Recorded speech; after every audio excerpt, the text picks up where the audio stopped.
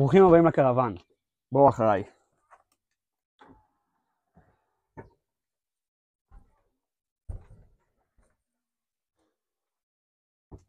הקרוון שאני אראה לכם היום הוא קרוון ממוצע מקטגוריה B. חשוב לשים לב, הקרוון שלכם ככל הנראה ייראה מעט אחרת, אבל זו דוגמה מייצגת לקרוון ממוצע מקטגוריה B. אנחנו נמצאים כאן בקבינת הרכב הקדמית. כאן מדובר בקרוון בגיר אוטומט. יש לנו את הכיסא של הנהג, את המושב שליד הנהג, עם מערכת המולטימדיה וכל מה שצריך מהבחינה הזו. את הכיסא של הנהג אנחנו יכולים לסובב בצורה כזו ב-180 מעלות בשביל להיות חלק מפינת האוכל. וכמו שאתם רואים כאן נמצא חלל המחייה המרכזי של הקרוון, פינת האוכל עם המושבים. כאן מדובר בקרוון שמתאים עד 4 נוסעים. גם הכיסא שליד הנהג מסתובב ב-180 מעלות בשביל להיות חלק מאותה פינת ישיבה. יש לנו כאן את הכיסאות וכל מה שצריך באמת מהבחינה הזאת. חללי אחסון נמצאים לכל אורך הקרוון. כאן תוכלו לראות את המטבחון של הקרוון. יש לנו כאן קיריים לבישול.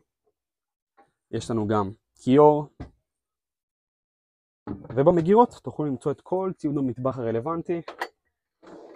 בין אם זה סכו"ם, כוסות, מחבטות, סירים וכל מה שחשוב באמת מהבחינה הזו.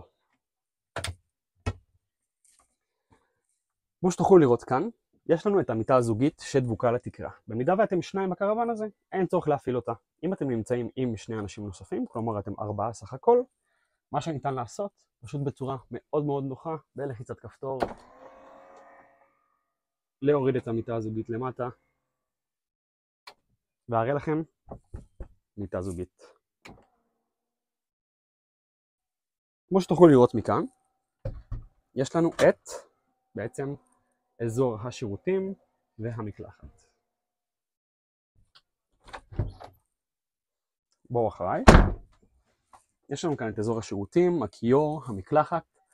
כאן נמצא בעצם הכל בחלל משותף. יש קרוונים שהחדר הזה מפוצל לחדר אמבטיה וחדר שירותים. יש לנו כאן גם חללי אחסון וכל מה שרלוונטי מהבחינה הזו.